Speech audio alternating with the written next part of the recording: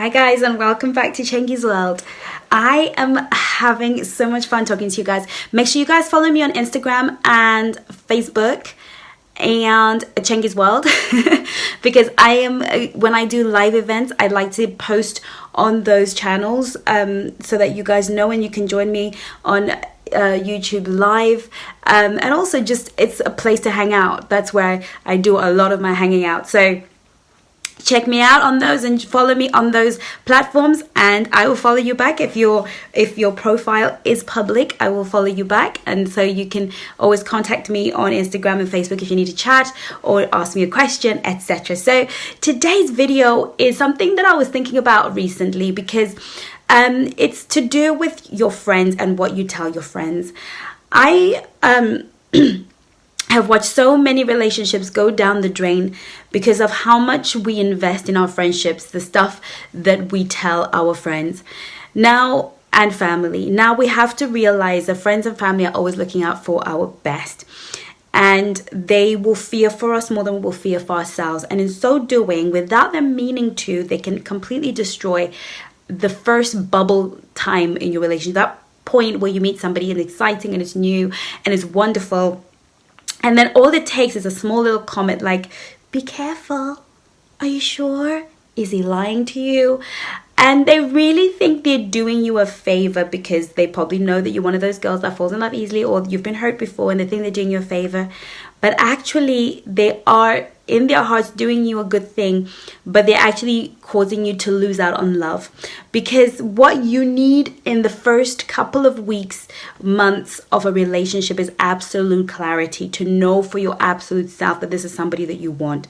And the moment you start to invite opinions into your world and into the scope of what you're trying to do, you begin to naturally shipwreck that relationship. So what I want to talk to you about today is how to protect your relationship from commentary.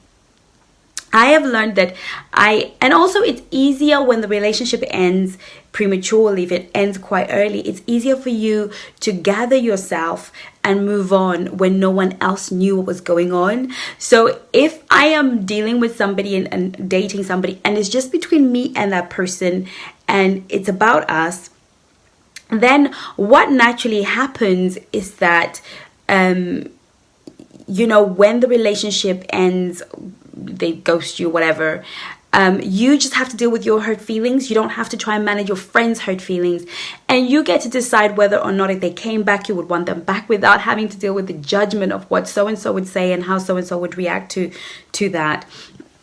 So it's really important that you learn the art of silence in your relationship. Learn the art of going on a date. Now, sometimes we want somebody to talk to. We do. We want somebody to get excited with because you're excited. This is where people like myself come in. This is where professionals come in. I believe that you need to have a dating coach, somebody who you talk to, get excited about, and give information to, and they give information back to you because they want it to work. It's in their best interest for you to find the love of your life. But also, they're objective, and their advice is not going to be to preserve you from pain, but to bring you the joy that you need. It's always worth talking to somebody who hasn't got any emotional attachments. And believe me, people have emotional attachments. Even your boss, even your colleagues at work will have an emotional attachment, either in a bad way or a good way. So my advice to you in this video is to keep your relationship private for at least 3 months.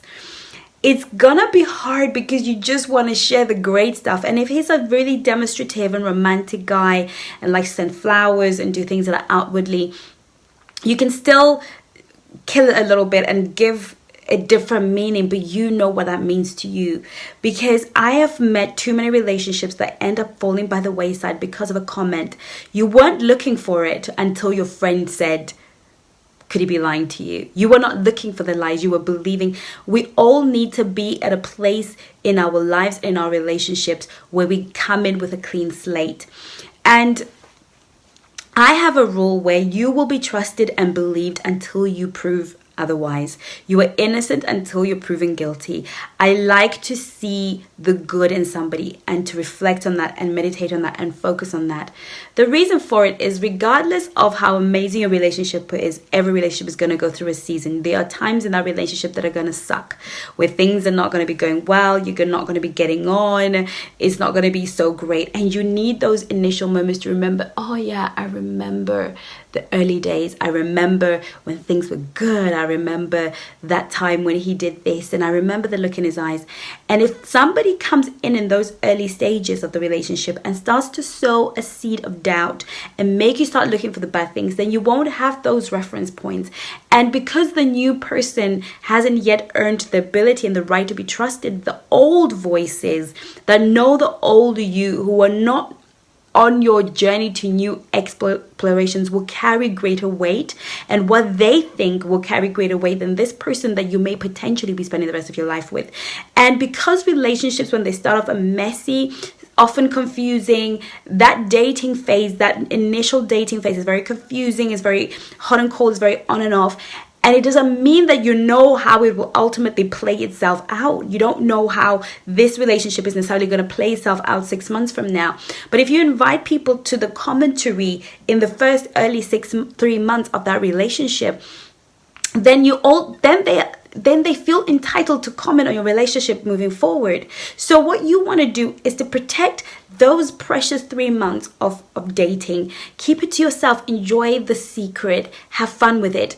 If it goes, obviously, I'm anti any relationship that has to be a secret long-term and permanently, but definitely keeping your relationship a secret for the first 3 months to form your own ideas about this person, to calculate your own ideas about this person. And it can work in the reverse, where you don't fancy this person, you're not feeling this person, but there are people around you who are like, but he's a great guy though, and they're trying to talk you into a relationship. And because you've known them longer, or they're tired of you being single, so they'll talk you into entertaining the wrong guy or somebody you're not into, and because you're inviting commentary into your relationship, good, bad, or ugly, even if your friend's like, oh, I'm so happy for you, it's still commentary. You need to give yourself enough time to hear your inner voice, to hear your inner alarm bells, to hear your inner commentary, because that will never lead you astray, because the voice within is often so right and so correct. So that's my message to you guys today,